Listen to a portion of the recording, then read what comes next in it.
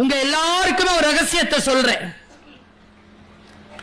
உங்க குழந்தைகள், உங்கள் பேர குழந்தைகள் யாரும் உங்க பேச்சை கேட்காது. சாபம் இல்லை, நடைமுறை. ஏன் கேட்காது? நீங்கள் கேட்டீர்களா? அதுவும் கேட்காது. ஆனால் கேட்காது என்பதற்காக நீங்கள் நல்லவற்றை சொல்லுவதை நிறுத்தி விடாதீர்கள். ஏன் என்ற ரகசியத்தை இன்று சொல்லிவிட்டு போகிறேன்.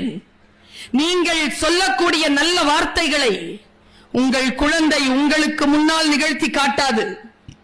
ஆனால் வாழ்க்கை அவர்களுக்கு முன்னால் சவால்களை வீசுகின்ற பொழுது அந்த சவால்களை சந்திப்பதற்கு நீங்கள் சொன்ன அறமும் ஒழுக்கமும் அவர்களுக்கு துணையாக நின்று வெற்றியை தரும் என்பதற்காக சொல்லுகிறேன்.